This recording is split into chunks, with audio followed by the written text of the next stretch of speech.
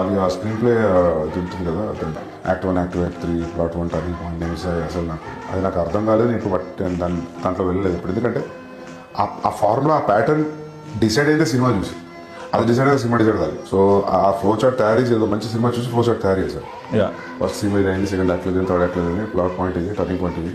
So అది ఎప్పుడు నేను instinctively what is holding you, దాని తర్వాత ఇంకేదొస్తే బాగుంటుంది అనేది దాంట్లోనే వెళ్తాను. అసలు ఆ లెక్క అసలు అర్థం.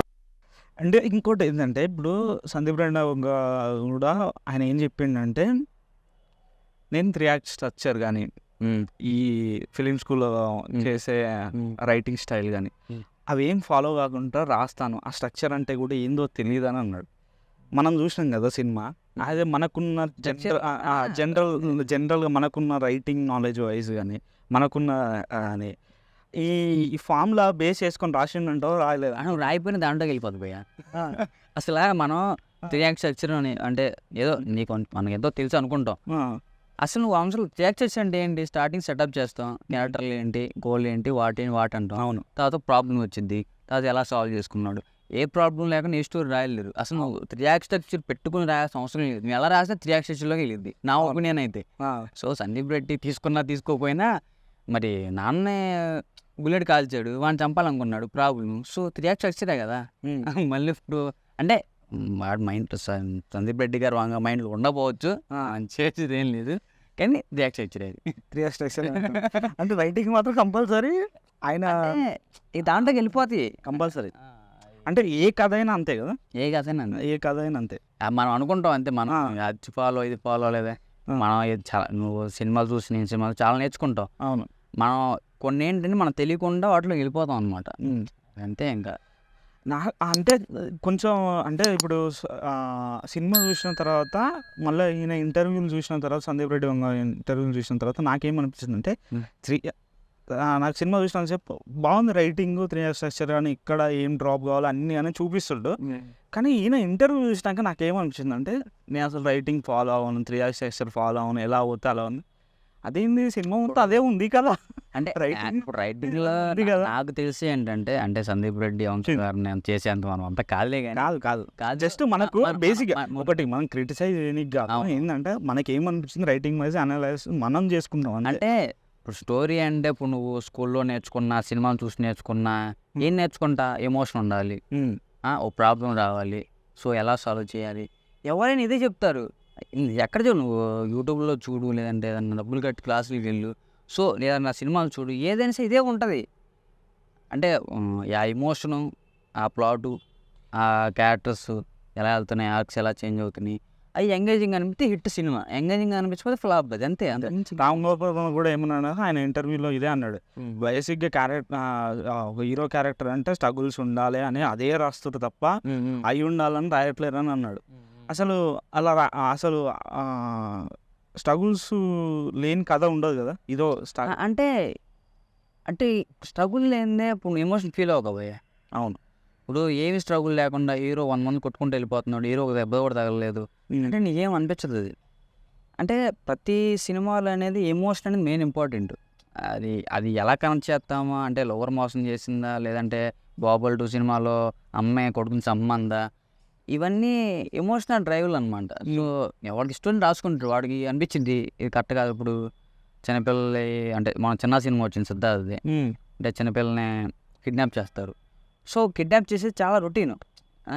అంటే ఏంట్రా అంటే నేను సినిమా చూడలేదు ఫస్ట్ థియేటర్లో, ఏంట్రా కిడ్నాప్ అంటున్నాడు, అంటే చిన్నపిల్ల కిడ్నాప్ అయింది, ఎలా రక్షించాడు అన్నది హాలీవుడ్ సినిమాల నుంచి మొన్న చాలా అనుకుంటున్నాను.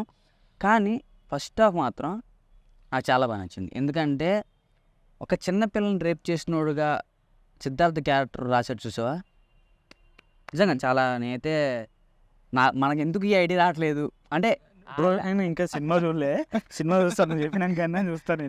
నిజంగా నాకైతే ఫస్ట్ హాఫ్ అయితే పీక్స్ అబ్బా. అంటే అది మన పక్కన జరిగేదే. అంటే ఇప్పుడు అంటే అక్కడ చాలామంది చిన్నపిల్లల్ని రేప్ చేశాడని పోలీస్ స్టేషన్లో పెట్టడం, సో ఇవన్నీ మనం చూస్తున్నాం. అదే మన హీరోకి జరిగితే ఎలా ఉంటుంది.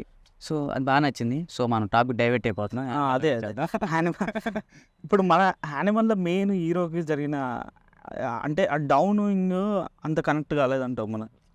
నువ్వు అన్నట్టుగా ఉన్నావు కానీ నేను కనెక్ట్ అవ్వదు. నువ్వు కనెక్ట్ అంటే నాకు ఎక్కడే సినిమా అనిపించలేదు. అనిపించదు. అంటే నీకేమవుతుంది అంటే ఎమోషన్ అండర్ లేయర్కి వెళ్తుందేమో అనిపిస్తుంది. ఎంత అండర్లైన్ వెళ్ళినా కనెక్ట్ అవ్వాలి భయ. నువ్వు ఎంతైనా రాసుకో, అండర్లైన్ రాసుకుంటావు, డైలాగులు రాసుకుంటావు, అన్ని ఇష్టం. కానీ ఎందుకో నాకు సందీప్ రెడ్డి వంగయ్య గారు ఎమోషన్ కంటే ఈ సెక్స్ మీద ఎక్కువ కాన్సన్ట్రేషన్ పెట్టారేమో అనిపించింది. అంటే సీన్లో అంటే బూతులు కానీ, అంటే వల్గర్గా మాట్లాడడం కానీ, అండర్వైర్ అనడం కానీ, అంతా అమ్మాయిలతో నడిపేశారు స్క్రీన్ ప్లే మొత్తం అనిపించింది. టు ఫ్రాంక్ నువ్వు అన్నది అయితే నాకు అది అనిపించలేదు చూసినంతసేపు. కొంతసేపు ఏంటంటే నాకైతే అంటే వాడి క్యారెక్టర్ అది, వాడు ఎలా అంటే ఇప్పుడు సపోజ్ మనం చెప్పుకుంటే కొన్ని సినిమాలలో పురుషన సినిమాలలోనే చాలామంది అనేటోళ్ళు వీంద్ర అమ్మాయిలను వచ్చే అది ఇది అని పిలుస్తున్నావు అంటే ఆయన ఏమన్నాడంటే ఆ క్యారెక్టర్, వాడి క్యారెక్టర్ అదండి, వాడు అలానే పిలుస్తాడు. ఇక్కడ వీడు కూడా అంతే, వీడు అమ్మాయిలతో బిహేవ్ చేస్తాడు, ఇట్లనే చేస్తాడు. అంటే ఓకేలే కానీ నాకు ఎందుకో కొంచెం అమ్మాయిల్ని మరీ అంత అంటే ఈ మెంటల్ గాలు వీళ్ళు బేసిక్గా మెంటల్ గా అది. ఎందుకంటే నువ్వు సత్య సినిమా చూసినా కూడా, సత్య సినిమా బీకు మాత్రమే క్యారెక్టర్ ఉంటుంది కదా సత్య సినిమాలో, వాడు కూడా కొంచెం అట్లనే ఉంటాడు. ఆ భార్యతో బిహేవియర్ కానీ, వాళ్ళ మీద అటాక్ చేసి అంటే విలన్ అయితే ఓకే మనం పెద్ద పట్టించుకోం, కానీ హీరో ఇక్కడ అలా ఉండేవాటి కొంచెం అంటే బేసిక్గా villain type hero Sandeep Reddy వంగలేదు. Villain type hero, anti hero. అంటే నాకు సెకండ్ హాఫ్ కూడా అంటే చెప్పడానికి కారణం ఏంటంటే సెకండ్ హాఫ్ కూడా అంటే అమ్మాయిలు ఈ సెక్స్ ఈ దీని మీద వెళ్ళడానికి నాకు బాగా అనిపించిన పాయింట్ ఏంటంటే సెకండ్ హాఫ్ ఇది తృప్తి దిమ్రి ఇప్పుడు బాగా అవును. అంటే ఇప్పుడు వాళ్ళ నాన్న ఎవరో చంపడానికి వచ్చారు, సో ఇట్స్ ఇంటర్వెల్కి వెళ్తామని చంపాడు. సో సెకండ్ హాఫ్ అంతా ఏంటంటే ఒక 40 minutes తృప్తి దిమ్రి మీద. ఇంకోటి ఏంటంటే బేసిక్గా అంత నడపాల్సిన అవసరం లేదు. అక్కడ ఏమవుతుందంటే మన డాక్టర్ కాబట్టి సందీప్ రెడ్డి వంగ అంత పెద్ద గన్ను వాడినాక చెవులు పనిచేయవు.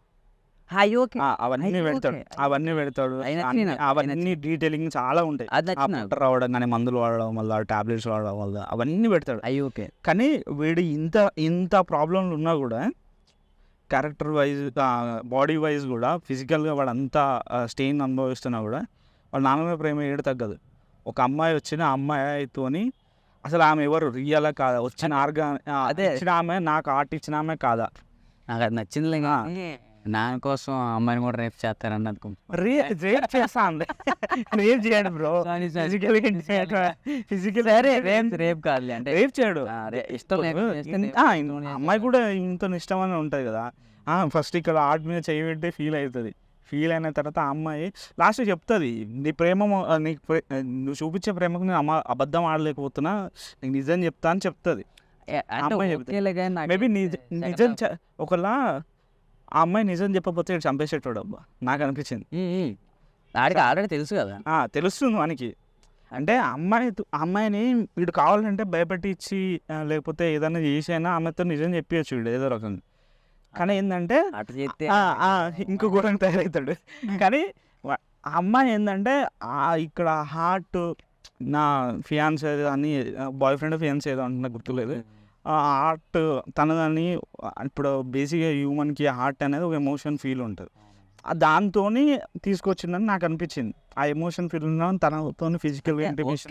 కానీ నాకు ఎందుకో మరీ ఎక్కువ సెకండ్ హాఫ్ వాళ్ళు ఎంతో క్లైమాక్స్కి వచ్చేవాడు బాబుడి అని పెట్టేసి. అంటే నీకు ఈ అమ్మాయితో ఇంటిమేషన్ సీన్స్ ఇవన్నీ కరెక్ట్ చూపించకపోతే ఆమె చెప్పేదానికి కరెక్ట్ ఉండదు. ఆమె ఓపెన్ అప్ అయ్యి ఒక నీళ్ళ తయారు చేస్తారు అది అని చెప్తారు, అది సింక్ అవ్వదు. ఇప్పుడు అది సింక్ అవ్వదు. అది లేకపోతే మళ్ళీ క్లైమాక్స్లో పోస్ట్ క్రెడిట్స్ పడుతుంటాయి కదా, ఎండ్ క్రెడిట్స్ పడేటప్పుడు, ఎండ్ క్రెడిట్స్ పడేటప్పుడు ఆ సీన్స్ వాడు అందరినీ వీళ్ళకి సంబంధించిన నరికేసి ఉంది, అది కూడా కరెక్ట్ అవ్వలేకపోయేటం. అంటే యానిమల్ పార్క్ అనే ఒక మరీ అంత డీటెయిలింగ్ అవసరం అనిపించింది. తప్పదు, నువ్వే అన్నావు కదా ఇందాక, నాకు అక్కడ ఫీల్ రాలేదు.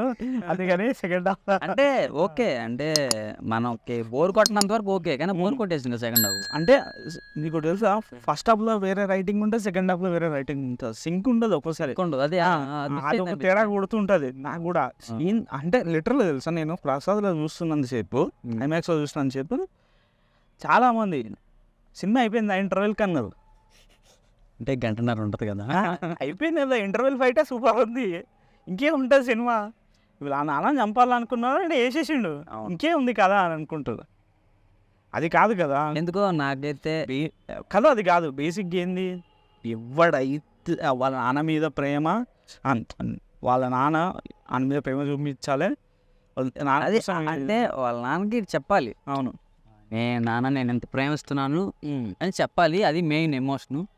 సో ఏంటంటే ఆ చెప్పే క్రమంలో ఏంటంటే నాన్న మీద దాడి జరగడం, సో ఆ చెప్పుకోవడానికి అవకాశం రావడం హీరోకి. ఓకే అంతే కదా, చెప్పుకోవడానికి అవకాశం రావడం, హీరో ఎక్కడో ఉంటాడు, అవును మళ్ళీ బ్యాక్ రావడం, వాళ్ళ నాన్న దగ్గర ఉండటం.